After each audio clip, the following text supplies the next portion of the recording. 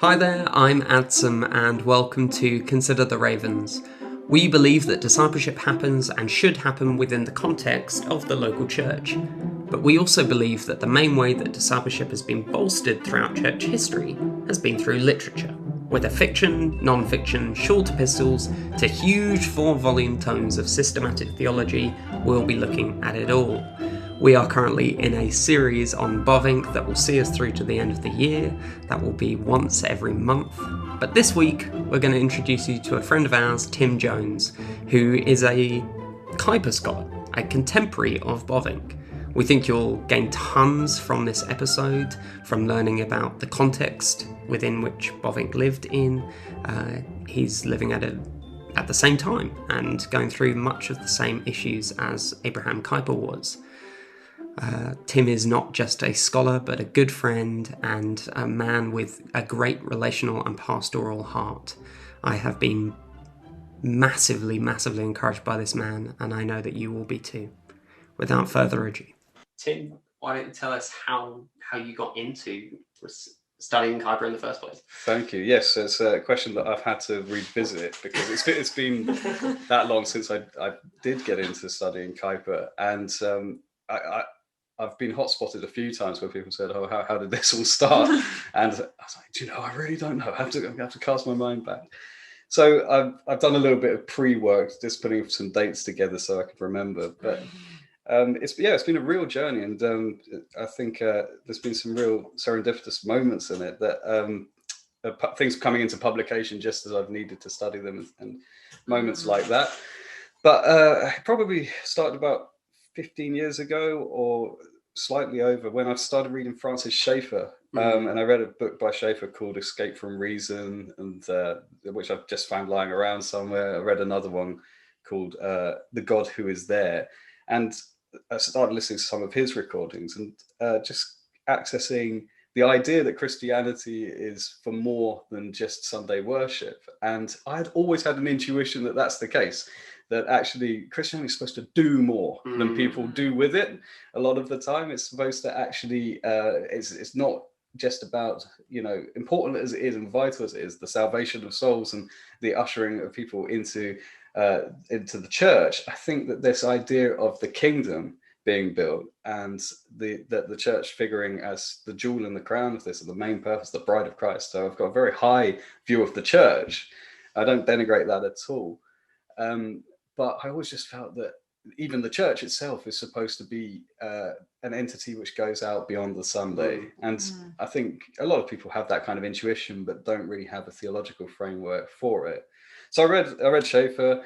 That got me into Cornelius van Til, who was Schaeffer's teacher, and he some of his recordings were available on Reformed Theological Seminary's podcast, and so I listened to an old class that he did, and I think it was that actually I started hearing this name Kuyper over and over again. Van Til was very much engaging with Karl Barth, who was around at the time, and engaging very critically with Karl Barth because his students were coming back from Germany and he was wanting to counter certain ideas that they were getting there. And sometimes he would do it using Kuyper, because Kuyper was like another authority, was another voice in that mix. So I started reading Kuyper, and the first one I read of him was his book Lectures on Calvinism, which has been available in English pretty much since it came out because it was in English. So it was addresses that he gave at Princeton. So he had to give them in English. So it's stayed in English. And there's certain parts of Kuyper's corpus, which is a huge amount of theological writing. There's certain parts that have always been in English. So there's kind of an English Kuyper that people have received. His Women of the Old Testament and Women of the New Testament, which the devotional teachings which he had done for women's groups, and the lectures on Calvinism, I think those have stayed in print the whole time. I think significantly his work on gets translated under various names, but on poverty or on the social question, where he's in an era of industrial revolution. So he's writing to address the problem of people being oppressed by great changes in the way that their jobs work and the way that they're cared for in society. And he takes a very methodical and what he would call a Calvinistic approach to this as well, because he sees Calvinism not just as a soteriological thing, but as what he calls a life system, something which impinges and impacts upon every area of life, and thus is the solution to the social evils that are being faced.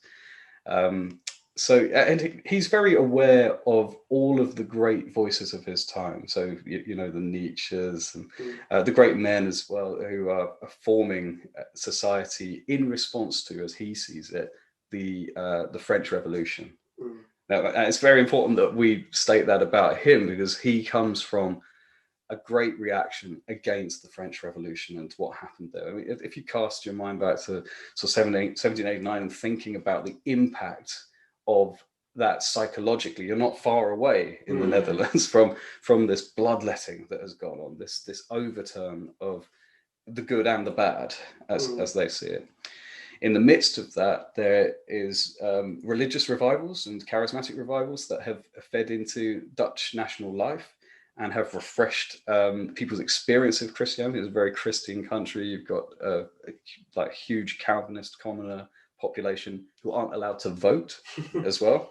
Oh, wow. So you have to lobby voting groups. You have aristocrats who are able to vote on your behalf. So it's democratic, but to a degree. So Kuyper comes in realizing that we need to open this out. We need to get it to, you know, and he will have an eye on power in doing this as well. But having become a Calvinist himself, he's not always a Calvinist, and there's a story in that. He opens up the voting so that these Calvinist commoners can start voting for people who represent them. And he forms the Anti-Revolutionary Party, which starts acting as a voice in public life for these people who haven't had a voice. So it's a bit of that.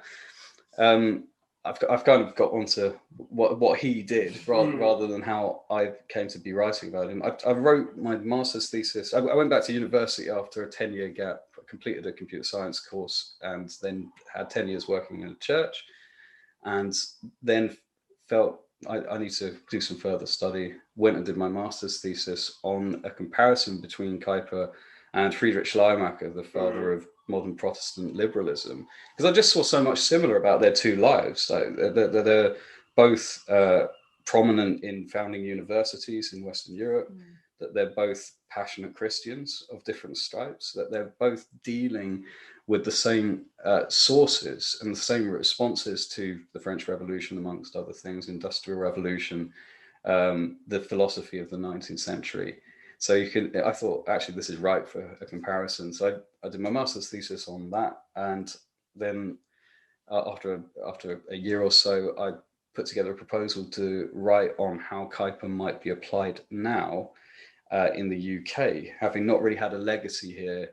And the thing that really provoked that was that his complete works on public theology were published by Lexham Press, have been serially published, actually, since around 2015 until now. I just received the last volume, which is, so it's like the end of an era in many ways. It's really bookended my doctoral studies. It was interesting because I thought that all of these were published and ready to go, but it has been a huge labor for them to put these together. They've actually released them throughout the time I've been doing my studies. And I've been, at various points, seriously praying for the next volume of Common Grace to come out, because it's a 3-volume set. I had the first volume, which I worked on for a long time, and then the second and the third came out. I think the third came out in 2020. So it was good. No, I think with each of those instances, I was like, oh, that's been providential. It's come at the right time. So that's a bit of how I've been drawn to Kuyper. You didn't decide to learn Dutch then? I have, yeah, I've been doing Dutch alongside, yes, but I think mainly as a supplemental thing, because my work has been on the English reception of Kuyper, if you like. Yeah. So I've been concerned with what are the tools that someone interested in public theology here and now in the UK, what can they lay their hands on? And, mercifully, it's a lot more than it was even 5 years ago. So I think it's a very exciting time for Kuyper studies and application of his thought. Yeah, not wrong. There's so much for us to unpack there. I think I'd love to hear you speak to kind of what the similarities are between his age and ours. Really, I think I'm hearing a lot there about Schleiermacher and Kuyper, which could very easily be compared to more theologically liberal denominations and thinking with Schleiermacher in our world today, with Kuyper kind of, if we think almost like Gospel Coalition, kind of kind of reformed thinkers, kind of the two kind of sides of the coin there, really. But then stepping into the world, kind of going, okay, well, maybe we wouldn't necessarily think of like we like would be Calvinists, or at least would believe in the doctrines of grace, but there might be some people out there who go, oh, Calvinists, that I wouldn't necessarily have connected that with being kind and serving the community. I think of that as being theologically rigorous, quite quite exclusionist, maybe. Could you talk to that at all about how he got there, and maybe why we should? We've talked about a book called Humble Calvinism in the past, which talks to some of these things, but maybe that's something we've lost a little bit and we need to retrieve. Well, it's interesting that you mentioned that, because I certainly don't think he got there through the route of humility. It's really it's important to see Kuyper as he was, and I think James Bratt's biography of him from several years ago now, called Abraham Kuyper, what was it, Modern Calvinist Christian Democrat, something like that. That's the product of a life reflecting on this and living within the cultures formed by it as well. So Bratt's very valuable in that, very unhagiographic in the way that he portrays Kuyper. So could you explain that word, hagiographic? Hagiographic, yes, sure. So if you have a biography, which is a life story of someone, a life writing, a hagiography, it comes from hagios, which means holy in Greek, or saint, so a saint. So it's a bit tongue-in-cheek. It's basically saying this is a biography, but really it's about Saint Abraham. And there are plenty of Kuyper biographies, especially in Dutch, which do that kind of service. But I think Bratt's one's very special. I was also mentioned Louis Pramsma's book, Let Christ Be King, The Life and Times of Abraham Kuyper, because it's a really lovely, warm book, but it's not hagiographic, and it gets into the times that Kuyper lived in, and saying, what's the spirit of the age? What were the sources that he grappled with as a young man that formed him? And so it speaks about Abraham van Frinstra, which who was Kuyper's mentor. He was a conservative politician, aristocratic man in the Netherlands, and a real influence on Kuyper in seeing the French Revolution as the source of error, really, the things that had gone astray in European culture, and actually that needed a strong answer. So I think that that's how Kuyper came to view it. It's a sense of duty that actually this cry of no gods, no masters, which is the cry of the French Revolution, is worse. Sorry. I was going to say that's quite similar to us today, isn't it? I think. Right, and it's worse than a baby bathwater situation. It's that you've thrown everything out. It's just like baby bathwater bath. It's all gone. It's like the structures are gone. And von Frinstra, his book has come into English as well, Unbelief and Revolution, which and a companion volume which has been written, Challenging the Spirit of Modernity by Andrew Bailey. Oh, thank you. Yeah, which actually exegetes what's going on in von Frinstra, and you need that. You need that kind of companion literature to hold your hand and show you what's being spoken to. But those lectures which he gave, I think, just set the course of Kuyper's life, gave him this purpose. Actually, he went through various turns himself. He had at least 3 full nervous breakdowns in his life and big crises. It seems like very, very, I wouldn't say in touch with his emotions, but his emotions came and made contact with him at various points. And he just lived so publicly. So you get these visceral public writings about things like his wife's death. He came to Brighton one time, where we live, and got involved in a excessive religious revival, which ended up burning him out as well. So there's a chapter in Bratt's book called Brighton and Breakdown, which I did a presentation at the University of Bristol about one time, just because I thought it was phenomenal. It was just a lovely capsule of history, and had the effect of bringing Kuyper very strongly back to Calvinism. So initially he was a liberal in his leanings, in religious leanings, his doctoral training. He wrote his thesis on comparison between John Calvin and Jan Alasko about their ecclesiology, I think, and favoured the latter over Calvin. So as another reformer, but he was on a different end of the Reformation. And so Kuyper then became a pastor in a small town called Best in the Netherlands, which had the effect of putting him in contact with these Calvinist commoners who didn't want to hear him. They just didn't want to hear this educated liberal come and tell them that the historic Dutch Reformed Christianity was outmoded and needed replacing. And he actually ended up repenting and coming to Christ by listening to them, and especially elderly Calvinist woman named Petja Bautas, who he wrote the eulogy for when she died several decades later. He's like, basically, I have to acknowledge that this is what changed my trajectory. That's really lovely. I think we see things like that happen quite often. I remember reading through Spurgeon's autobiography, and he speaks at length about I think it's a Calvinist like dinner lady at the school that he was at or something like that, and she just mothered him through these like doctrines and like we thought about this, maybe like she went to the same church as him, but it definitely wasn't kind of preaching the gospel at the time, so they would just talk about it, and he was like, and she just ushered me into this like this world of theology, and I've got so much to thank her for. And it's just like, actually sometimes that's what we need. We just need to be like, actually, have you thought about this, or have you thought about that? It's like, rather than being told this is what it is, it's almost being loved into the doctrines that you get to taste the sea. You get to actually sort of experience how it cashes out in an embodied life. It makes all the difference. I think I haven't answered what you said, what you actually asked, which was about thanks. It's always nice to talk. But I think I could, that when you're talking about how would this come out of Calvinism, I think you got to see how Kuyper received Calvinism, and he says himself that I saw immediately that we needed to advance beyond Calvin. Now that's going to disappoint some people, because if you're taking Calvin to be on the level of the creed or on the level of scripture, do you see what I mean? You're going to be disappointed. Kuyper means that Calvin's a man of his time, and he's speaking to the needs and questions of his time.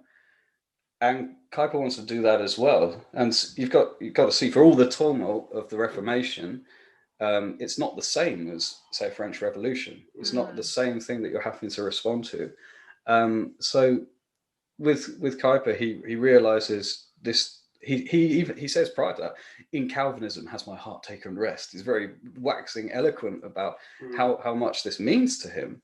But he's saying, now we need to retool on the basis of this for engagement with a very rapidly changing society. And he's often, as is Bavinck, often termed neo-Calvinist or new Calvinist.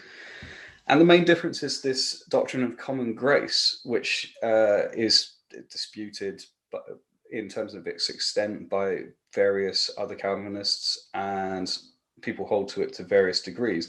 It's important to see that Kuyper didn't see it as universal grace. He starts his 3-volume set on common grace by saying, let me start by saying grace is particular.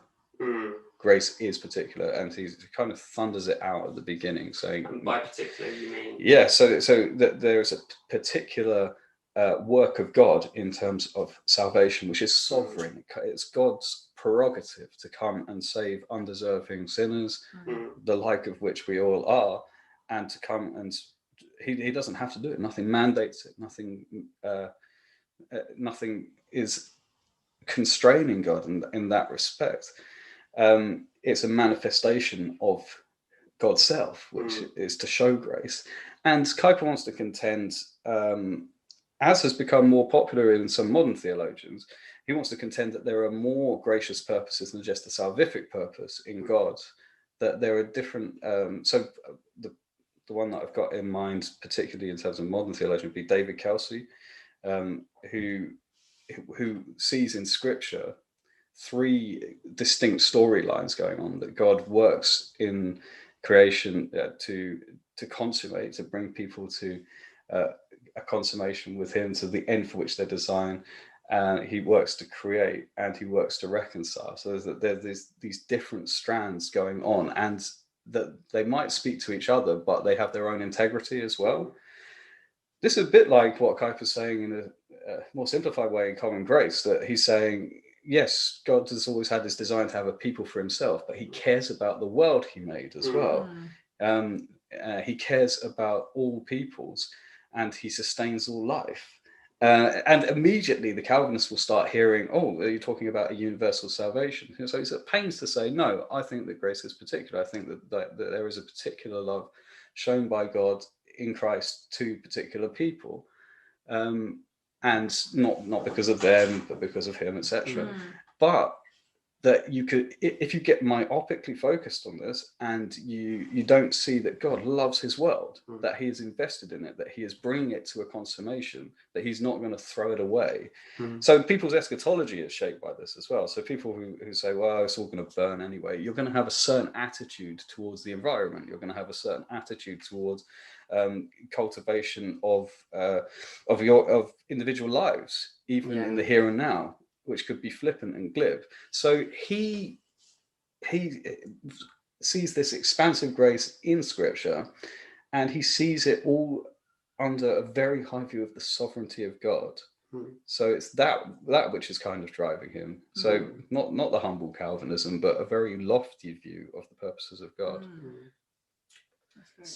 So you've you've just mentioned a few things even there, which might be almost pressure points for theology today, if we were to mention the environment or something like that. Where a lot of people would think, oh my goodness, like, are we going to go into this? Are we going to talk about veganism? Are we going to talk about whatever? And there, on the flip side of that, there might be some people who are going, great, well, fantastic. That's exactly what we need to talk about. We need to move past theology, and we need to move on to kind of social action, social justice. This is something we were talking about before we recorded today, that actually one of the I was reading up about him, and one of the things that they described him was saying that he was orthodox in the way he's read his Bible, but he was very progressive in his social reform. Right. And I thought that was really good, finding that balance of actually sticking to the Bible, but then actually doing the social. Quite. Yeah, I mean, yes, he's very careful about the stating the authorities that he's taking. It's interesting, you shouldn't let it pass you by that he's been raised in that liberal Protestantism, which doesn't do that. So he's not doing something that was normal in his time. It's not, or it wasn't normal in public life. It might be normal within the walls of the church that you can speak in a certain way about the authenticity of Scripture and the authority of Scripture and these sort of things.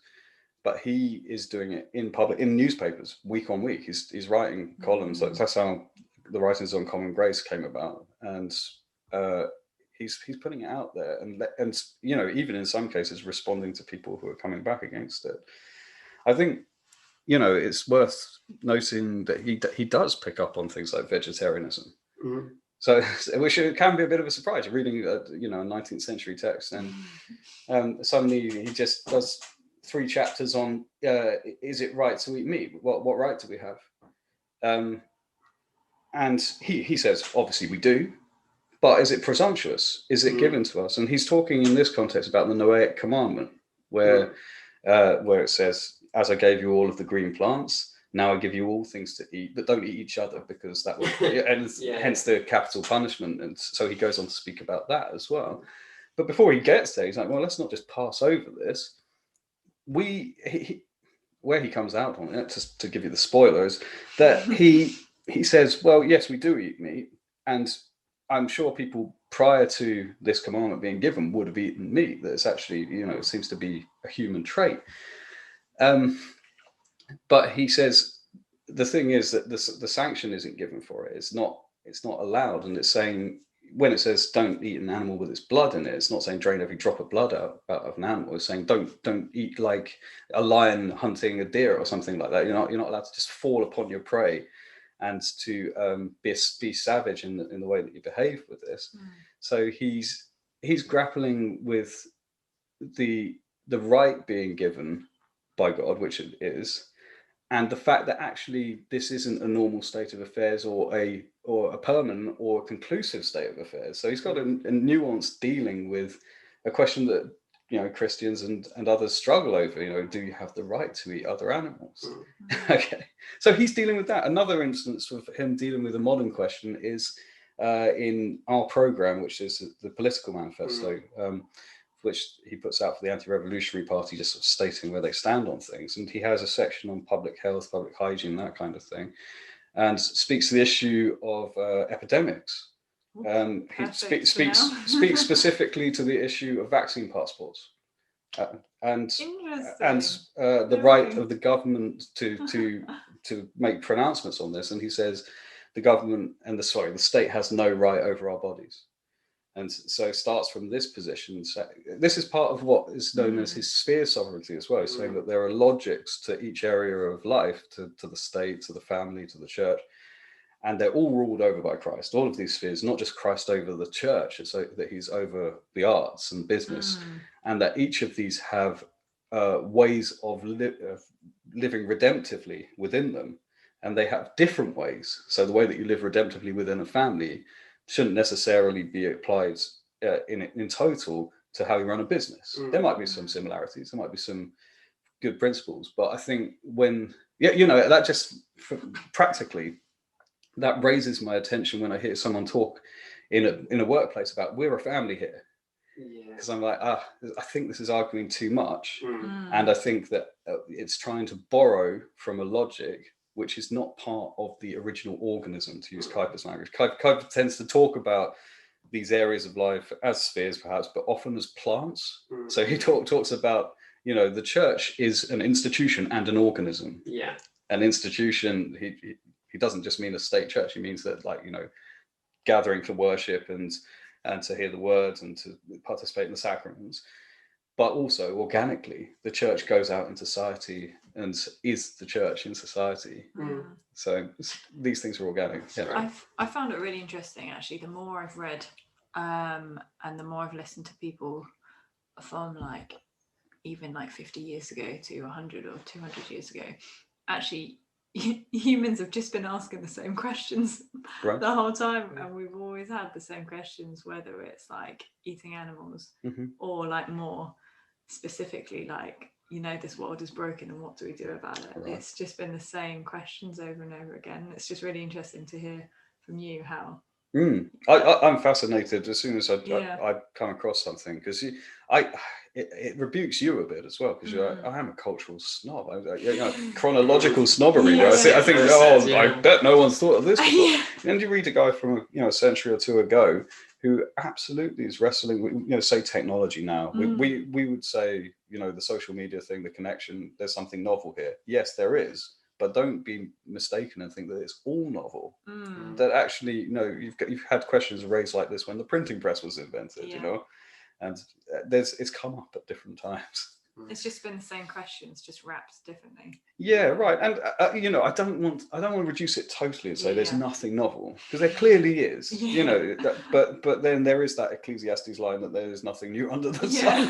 Where you're like, okay, in a qualified sense, yes. Yeah, I'm listening to Neil Postman's book, Amusing Ourselves to Death Right Now, which has been recommended by a couple of our guests, and it's just, it's written 25 years ago, and even some of the things he says about right now we have a president in office who was a Hollywood actor, and you're kind of going, that's not an awful lot different to what America had just a couple of years ago with a reality TV star being president. And we could wax lyrical about whether that's good or bad or whatever, but we see the same things happening over and over again. I think like we think Kuyper is not that far off in kind of time-wise from maths being completely rethought.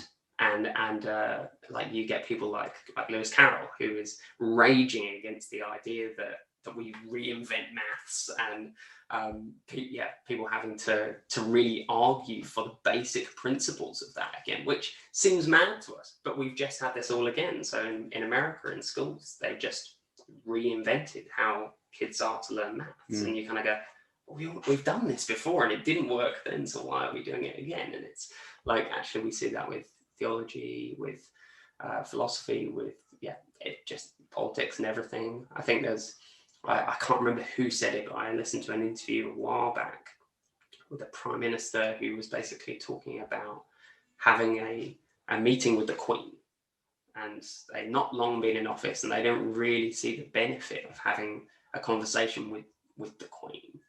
And he'd said, we've had this idea, we're going to do this, and it's never been done before. And she goes, Maggie did that. You should probably read up on that. And he was like, okay, this has been done before, and went and read about it. They did exactly the same thing. We need to go back and rethink everything, because she's got a longer memory than I do, because I've only just started my time in office and she's been here a long time. And I think that's one of the best things about what we call theological retrieval, which is going back into the past, going, this is something that was taught for a long time. We need to make sure we still think this, or if we don't, we've got to have a good reason not to. I just think it's so important. About at least half of what I read was written prior to the 1900s, and often I feel like I'm reading something that could have been written now, because it's speaking to those same issues. Just slightly more complicated words. Speaking about reading Kuyper and reading people from the past, where would you recommend people start if people want to get into Kuyper? I think it depends why. It depends why you want to get into him. So I think that there's the most obvious and comprehensive entry point is the lectures on Calvinism that I mentioned earlier, which is very easy to get hold of. I'm sure it's available various places online for free as well. So you could get straight into it. I've heard a couple of audio versions as well. So that's very easy, and it gives you an entrance into the full breadth of his thought. It's spoken around the time that Common Grace was about to be published, or was coming out in the newspapers and about to go into book form. So it contains those kind of, his cultural theology. Each chapter is called Calvinism and such and such. That's the first one, Calvinism, a life system, and then he's looking at Calvinism and politics, Calvinism and science. By science, he means learning in general. And Calvinism and the arts. And he immediately, in the first one, he has to state his terms. Actually, by Calvinism, I'm expanding that to mean the whole of life. So you get a good access there. I'd say if someone's interested in applying to social action, starting with his book on poverty, it's probably quite a good place to start, and that's come out in a few different English versions. You can buy the volumes of the complete works in public theology individually now, which is quite helpful. I think you can have them online text, and you can have them a hard copy, and they're not wildly expensive, and they're very, very good. The translations are just exceptional. I think it's the scholarship, and the publishers say that it's not a critical edition, it's not got that kind of apparatus, but I still think that it goes above and beyond a mere translation. There's actually great footnotes, great introductory essays, and discussion of the ideas. So those ones would be our program. The one that I mentioned, his political manifesto for the Anti-Revolutionary Party, that's available independently. The 3 volumes of Pro Rege, the 3 volumes of Common Grace, volume on education, volume on business and economics, and volume on charity, which has come out now. It includes his classic essay, Sphere Sovereignty. There's a great a great resource that James Bratt put out before he put out his biography called Abraham Kuyper, A Centennial Reader.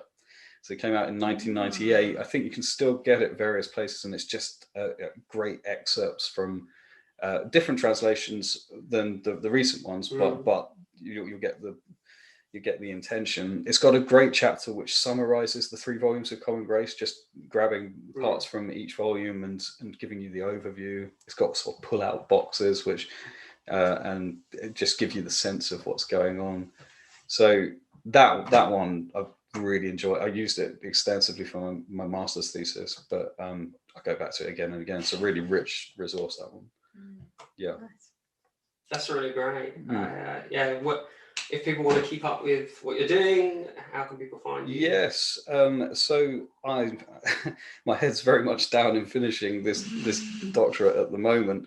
But I've got a blog at jonest.org, which looks like honest, but it's not. It's like Jones with a T on the end. jonest.org, which I've placed things there.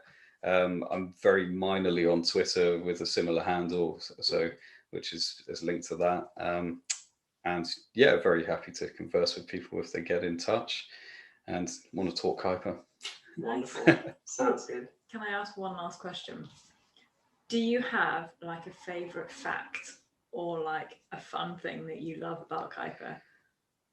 Oh gosh, I think, putting you on the spot. No, yeah, I think there's just several, and they usually come to mind in conversation when someone will say, normally when someone will say leaders are like X, and I was like, oh yeah, but Kuyper did this very peculiar thing. I think. If you're looking for one fact rather than just a thread, or like a thread about his character. No, go for that. Just. I mean, if it's about his character, I think there's a lot to like. There's things about his doggedness and his kind of belligerence with it, which is really not my own character. It's just not how I approach things. Yeah. So I find him provocative in that. I think I was relaying something to you earlier about his courting of his wife, who he perceived to be of a lower class. I think she was a daughter of a merchant or something. So he needed to bring her up to academic spec before they could marry. And again, this is where you're thinking, wow, man of his time.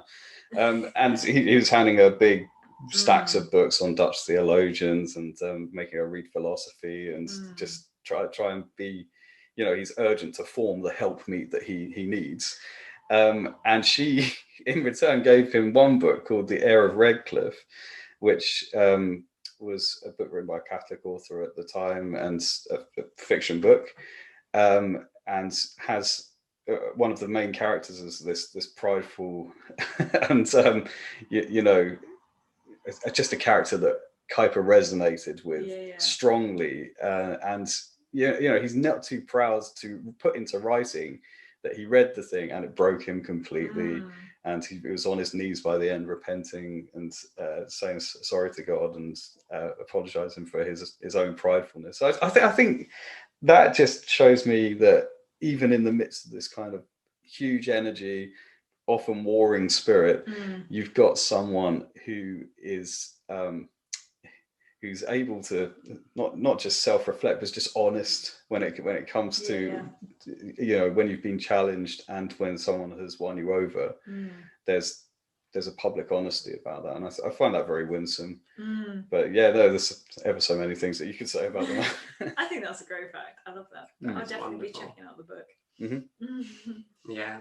Well, thank you so much for being with us today. Thank you for chatting to us about Kuyper. We're really excited to dig into some of that stuff ourselves. And if you want to pick any of those things up, if you want to chat to Tim, or if you want to pick our brains about anything that has been said, please do get in touch with us on Twitter or on Instagram or anywhere else that we are currently. Have a good day and God bless. See you later.